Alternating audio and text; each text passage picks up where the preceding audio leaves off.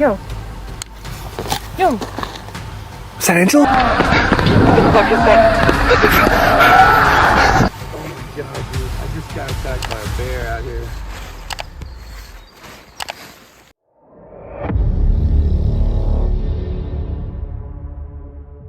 From the TikTok account Haunted TikToker come two chilling encounters. One unfolded inside an apartment on an otherwise ordinary night. The other took place deep in the Appalachian Mountains, where locals follow a rule: if you hear it, no you don't. In the first case, the quiet of night turned to dread. The dogs are ready for bed. It's just a peaceful night here. Get ready to go to bed myself. What the f is that? What? Oh, God! It's outside.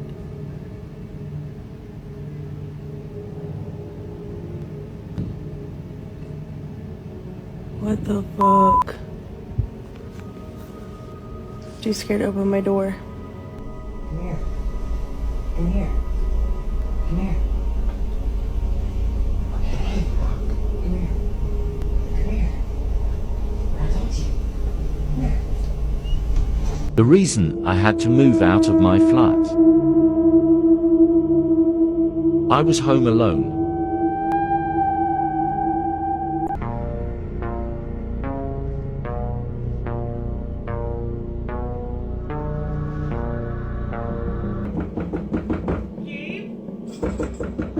Gabe, it's your mom. You should come out. You've been in there for so long. Gabe, come out.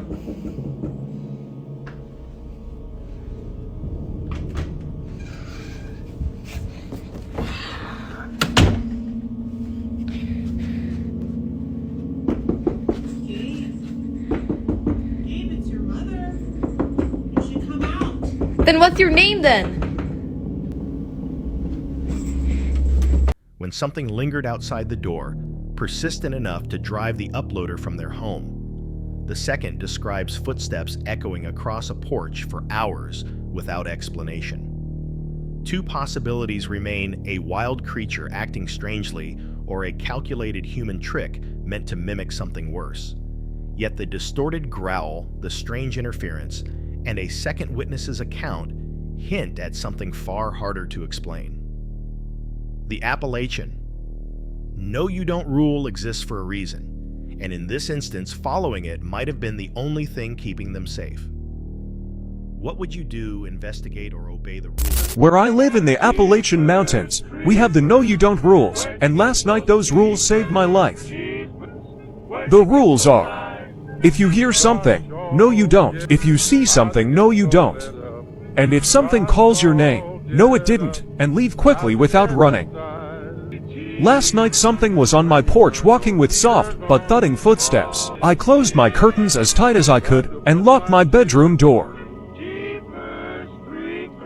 The footsteps never went away. I was awake until almost 3 a.m. and I could still hear them.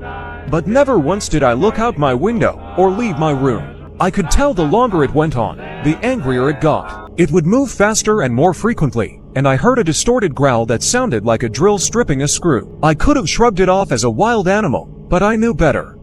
And what happens next told me it was not just some animal. I was on a phone call with my friend to make it think I wasn't alone. But then the call kept dropping, and my friend told me that he kept hearing static through the phone. I then tried to call my next door neighbor, who I am also friends with.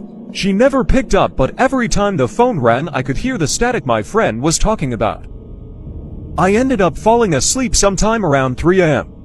When I woke up it was broad daylight, and the footsteps were gone. When talking to my neighbor on Discord, she told me she was outside around the same time, and told me she saw something that looked like a weird wolf. So I know I wasn't imagining things last night. This clip comes from the YouTube channel Brent Hikes, which follows one man's solo journey along the Appalachian Trail. On November 6, 2024, Brent filmed what should have been a normal section of backcountry. So we'll have to subtract a star for that. Undoubtedly, because it's ridiculous. I mean, what is the door supposed to keep you private? I don't know. Kind of the same concept at Whitley Gap. It is spacious. There's lots of room. So that'll give it a star. Very well ventilated. There's absolutely no odor whatsoever. And there's plenty of light. Let's give it a try. Not exactly sure what I'm going to do. I know I'm not going to stay here. I'm going to kind of keep going and heading towards Blue Mountain. I may stay at the old, I think it's called the Rocky Mountain campsite, which is before the Blue Mountain shelter. I don't know. I'm not even sure how far that is from here. Oh, look what I just found. That's the best source I've seen since I left Neil Gap. I'm going to fill up and I'm going to refilling water, setting up a stealth camp, and continuing toward Blue Mountain. But what he recorded that day left him uneasy. After finding a rare clean water source, Brent continued along the trail and noticed a small rough campsite just off the path. Beneath the rocks, he spotted a freshly dug den that made him feel uneasy. Hey, talk about creepy.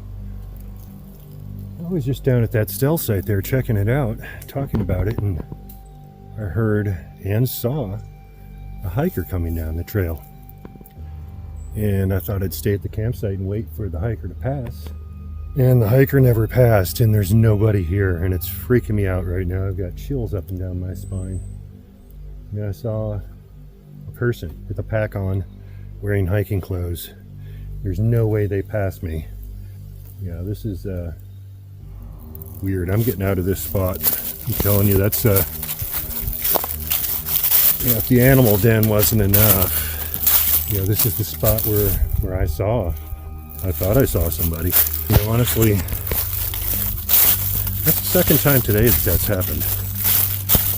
And the first time is when I was sawing that log. And I looked over and I was like, oh, someone's coming up the trail. The log will be sawed for them when they get here. And there was never anybody there. And I think I might have just saw a leaf. I don't know. While standing there, he saw movement further down the trail, the silhouette of someone with a pack walking toward him. He waited for the hiker to appear, but no one came. Earlier that day, he had heard footsteps and seen a similar figure approaching, only for it to vanish. Twice in a few hours, Brent experienced the same eerie event, the sound and shape of a person, then nothing. With his battery running low and a growing sense of being watched, he decided to leave the area, abandoning both the stealth site and the strange encounters behind. It could have been shifting light, moving leaves, or another hiker turning away unseen. But two identical sightings in one day make coincidence difficult to accept. Something along that trail seemed to mimic human presence. What did Brent truly witness? A trick of the light, another hiker disappearing into the woods, or something that only appears human at the edge of the forest? If you were alone on a remote path and saw the same, would you wait, follow, or walk away immediately? The next chilling clip comes from Dustin Frazier, also known as Funky Ginger Films, a YouTuber who explores eerie Appalachian legends and haunted locations. On March 27, 2025, he and a small crew ventured into Elk Mount, a forgotten mountain settlement filled with empty cabins and traces of the past. Okay, hello guys. So, we are here at Elkmont. So, it's cold, but we decided to come up here. We haven't been in... Fuck, why is the light going off? We are going in the first house. Oh, Justin's here. He's cold. So, let's go. Yeah. But, so they started like restoring these houses here. Yeah, they've been working on them for quite a while. But like, look at the different, just, I don't know, just how they built like. She's in the ditch. Look at the arc he did. Like, I don't know. I always like this one because of the fireplace. I don't remember that one. That. I think this is like part of the newer stuff because this looks like it's they stained. Yeah. It's not original. Huh. Yeah, these are the original. You can see the original boards under these. They're like stained and they're literally just screwed in over the original board.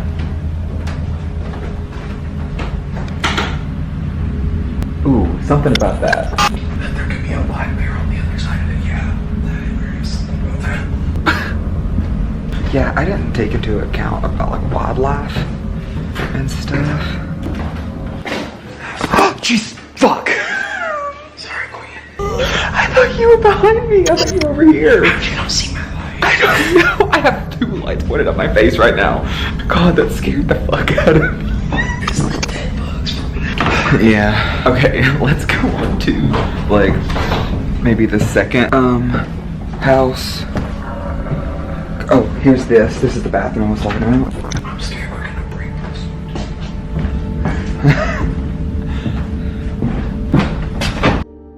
Oh god.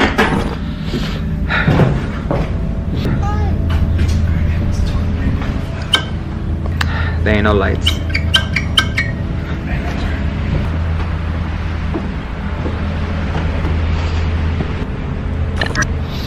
Cause it is cold. Yeah, I can't feel my feet. It's scary.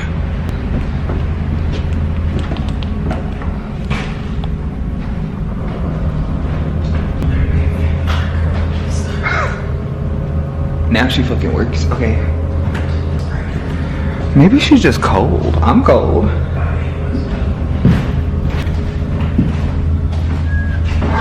Ooh, a closet. Is there anything in there? No. Okay.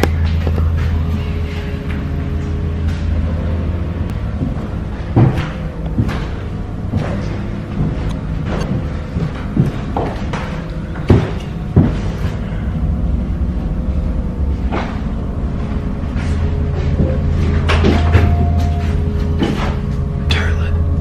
That's not a toilet. As the cold evening set in, they stepped into the first buildings. Inside time seemed frozen decaying wood.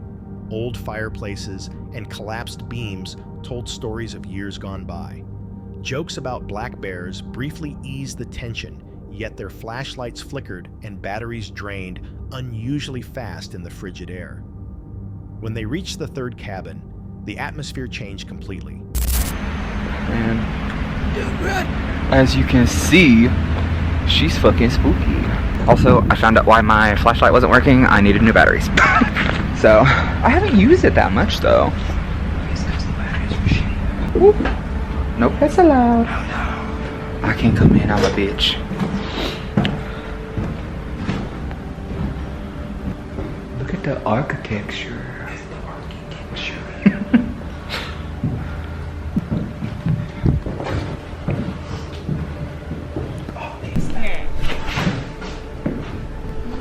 What the fuck was that?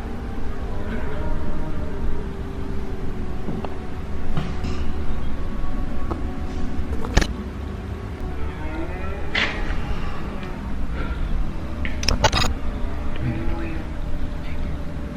Okay, go. Don't run, just...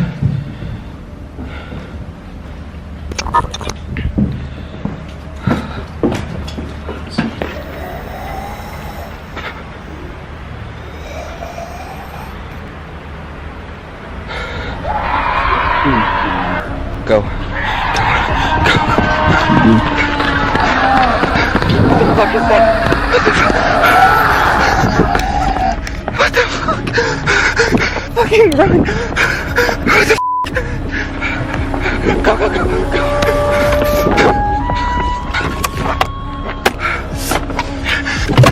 Strange noises erupted from the darkness, echoing through the hollow rooms. Moments later, a loud, unfamiliar sound tore through the silence. The team panicked, bolting from the structure as their flashlights shook and their footsteps pounded across the wooden floors. Outside, their hurried voices and heavy breathing were caught on camera as they scrambled into the woods. Once they regrouped, confusion and fear settled in. Elk Mount, they realized, carried an energy that felt far from natural. Of course, there were rational explanations. Old timbers shifting animals hiding within the ruins or batteries dying from the cold. Yet the timing of each event and the repeated equipment failures seemed too precise to dismiss. Was it the mountain wind, a bear nearby, or something connected to Elk Mount's haunted reputation? And if you had been inside that third cabin when the sound erupted, would curiosity have kept you there? Or would you have run into the night like they did? On August 28, 2025, the YouTube channel Tefue released one of its most intense and ambitious adventures yet. Once celebrated for his dominance in the gaming world, Tefue has completely transformed his online identity. His channel no longer centers on competitive matches or highlight reels. It now follows real-life challenges that push the limits of endurance, courage, and risk. Viewers come not for virtual victories, but to witness real ones where preparation meets chaos and the smallest mistake could have serious consequences. This time, the challenge was unlike anything before. The destination, the Caribbean. The mission to surf the violent waves of Hurricane Erin, a rare Category 5 storm, and test what few people on Earth would ever dare to face. At its peak, Erin produced winds surpassing 100 miles per hour.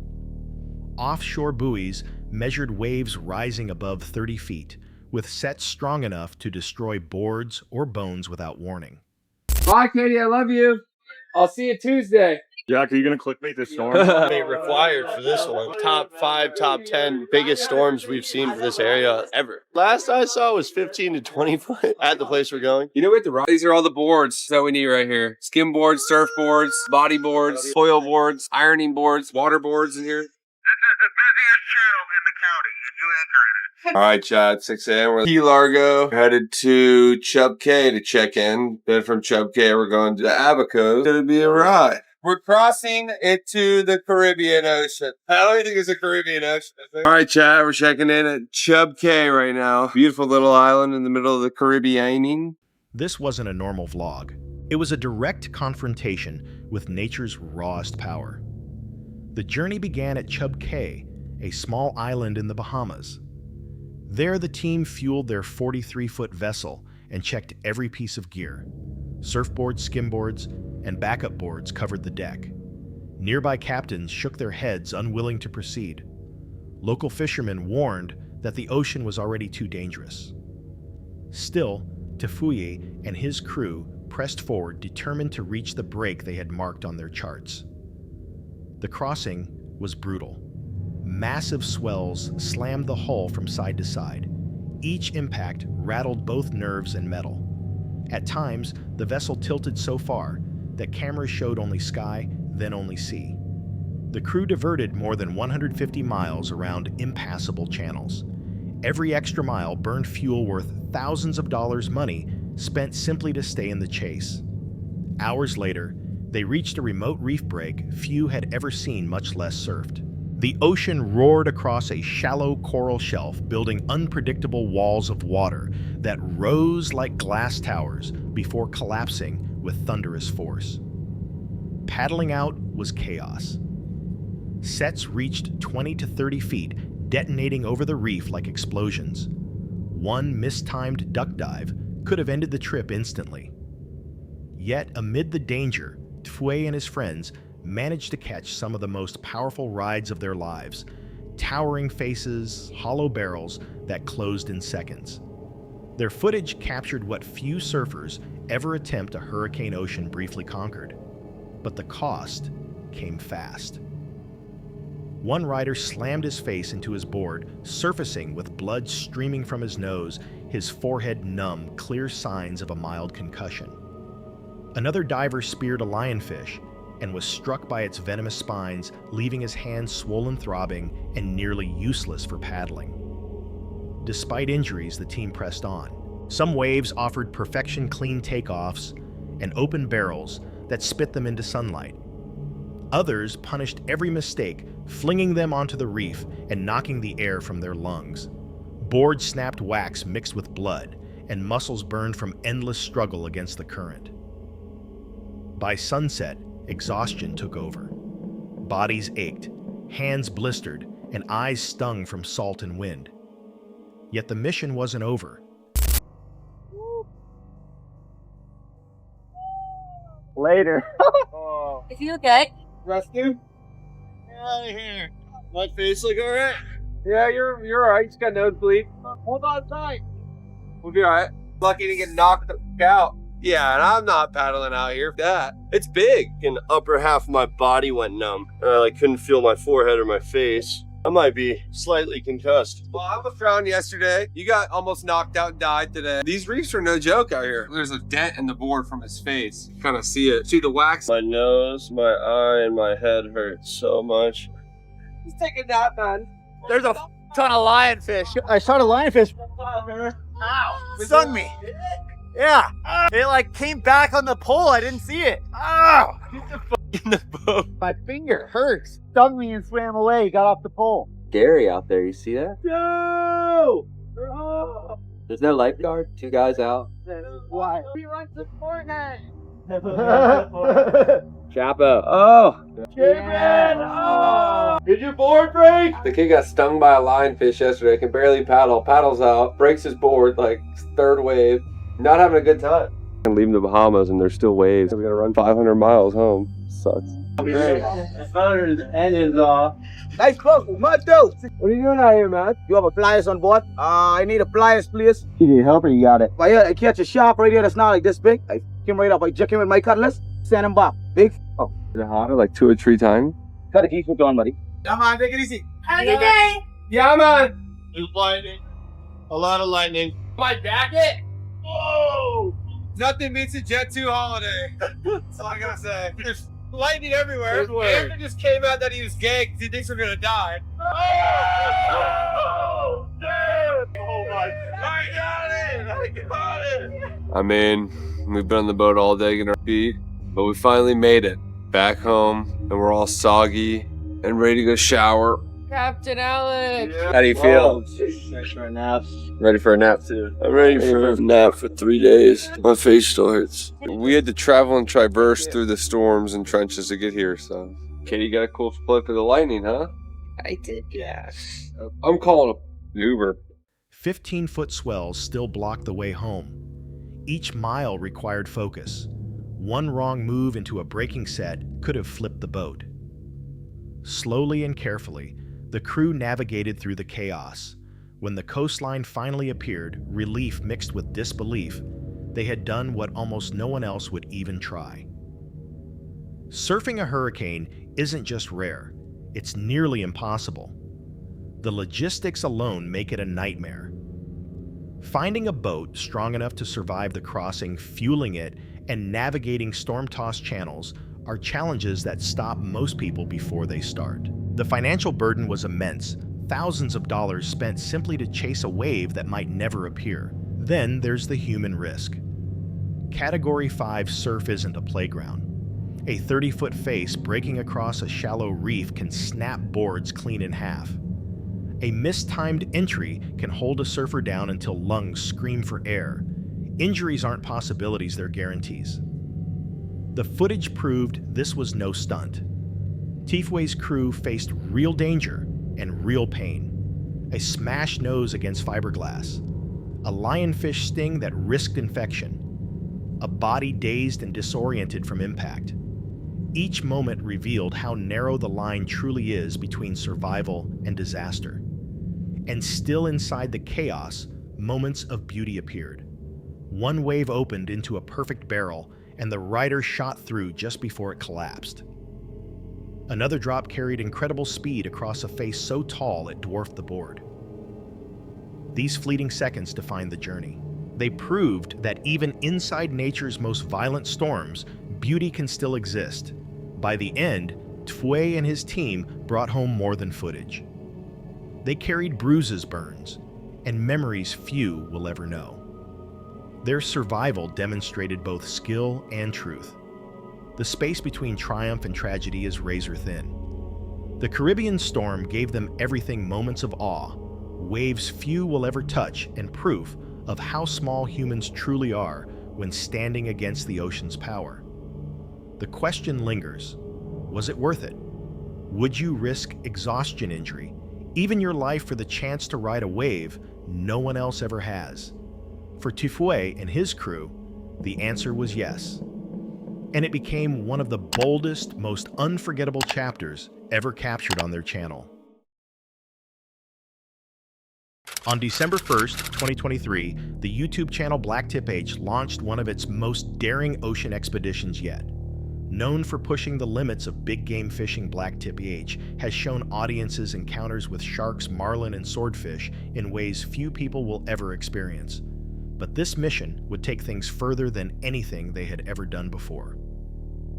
The crew traveled to the Red Sea near Aqaba, Jordan, alongside local fishermen and marine expert Dr. Marwan.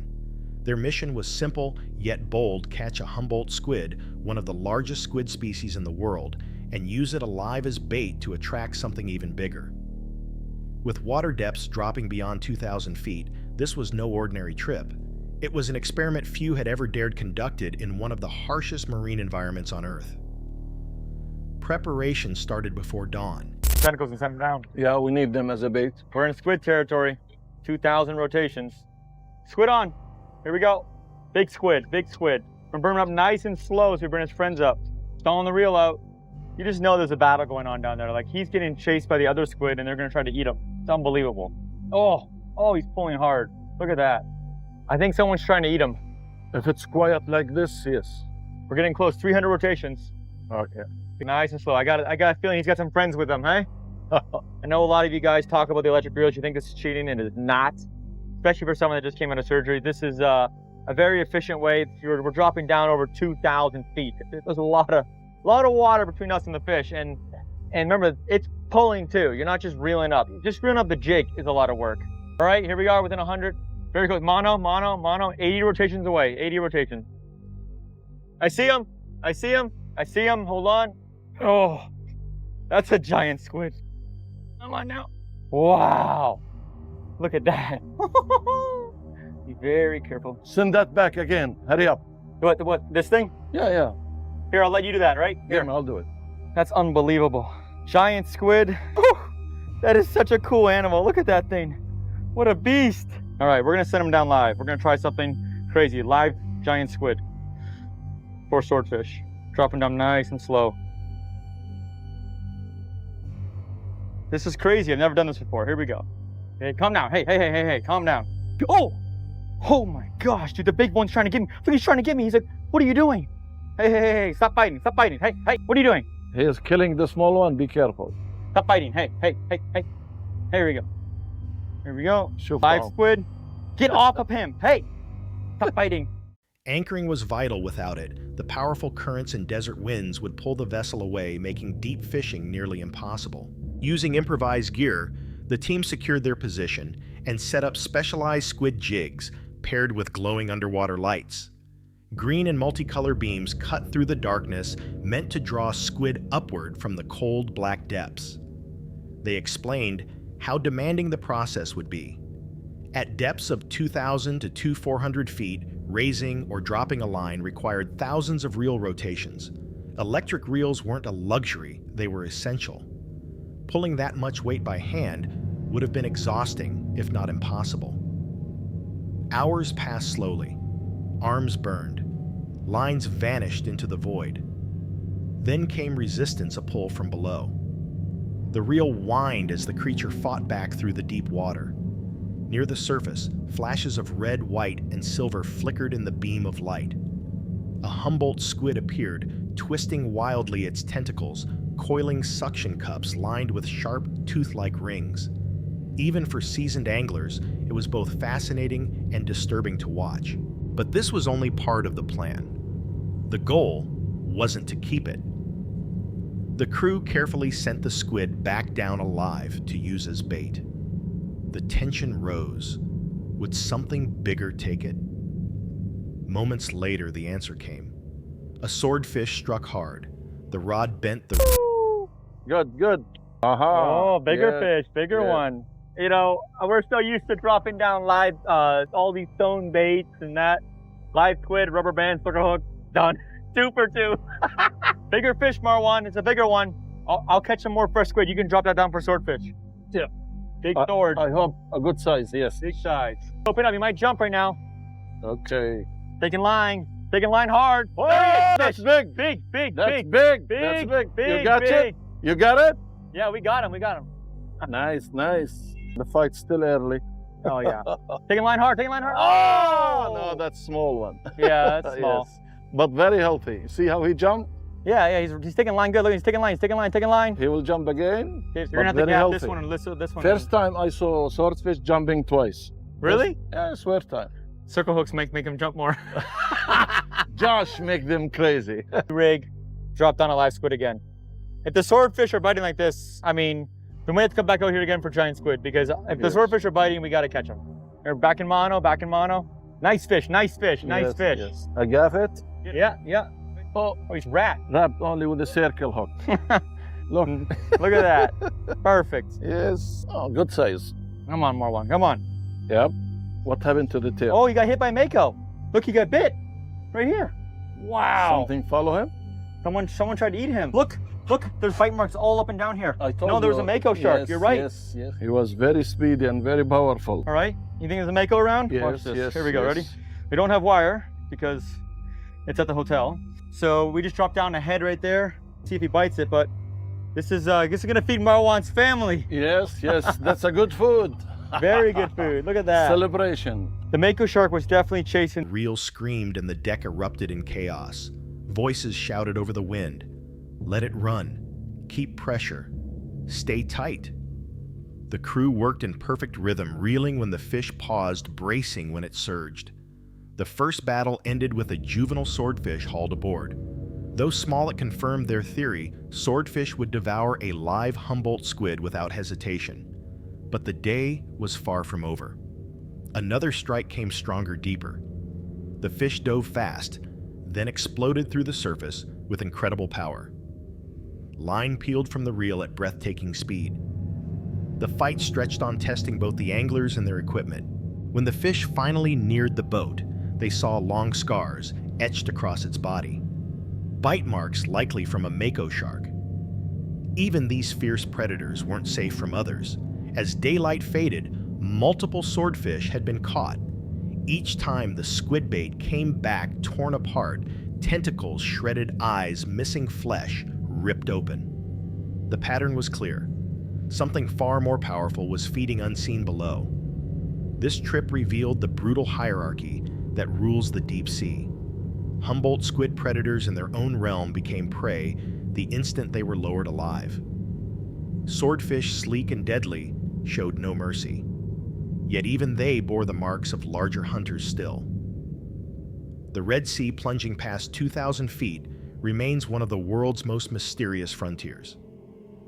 The scars on the swordfish and the shredded baits spoke of constant struggle battles unseen by cameras or divers. What surfaced was only the beginning. The real story still hides in the darkness below. For the team using live squid wasn't just a technique, it was a rare glimpse into nature's raw order. It revealed predator and prey locked in an endless cycle, a reality few will ever witness firsthand. It was a chain of survival captured as it happened, both thrilling and unsettling. By nightfall, the expedition ended with swordfish landed and every squid bait destroyed. The evidence told a clear story. Humboldt squid are irresistible prey. Swordfish are dominant hunters, yet even they bear scars from greater foes below. The journey left the crew with haunting questions. If young swordfish could consume giant squid, what unimaginable creatures lurked deeper still? What predators could leave scars on such powerful fish? And what would happen if one day the hooks connected not with another swordfish, but with a squid larger, stronger, and far more elusive? For Blacktip H, this was far more than fishing. It was proof that the ocean's mysteries remain unsolved, and that every journey into the deep only uncovers a small glimpse of the endless struggle happening in the shadows beneath. On September 9, 2023, the Brave Wilderness crew, led by Kai. For longtime viewers, Brave Wilderness has always been about pushing boundaries. From sting tests to encounters with venomous species, the team's goal has been to bring audiences face to face with wildlife in ways that are thrilling, authentic, and educational. This journey to Australia's Northern Territory would follow that same mission, though the risks were greater than ever before.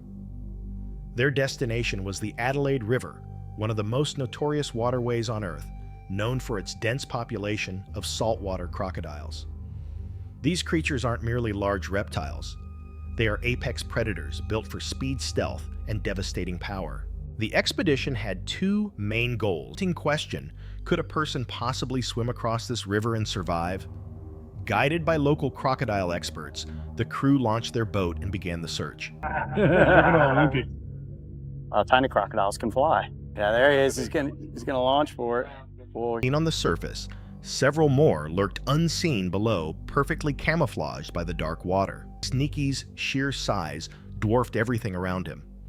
In one sudden violent surge, he lunged, demonstrating the Adelaide River is no place for humans to test courage. Yet not every crocodile encounter takes place is to enter a realm ruled by ancient predators where survival depends not on strength, but on instinct. And even that may not be enough. So the question remains, would you dare to look a saltwater crocodile in the eye, even from behind a barrier, knowing that in the wild, one mistake could end it all? For Coyote Peterson and the Brave Wilderness team, the answer was yes, because their mission has always been to bring audiences closer to the natural world, even when that world stares back with ancient, unblinking prehistoric eyes.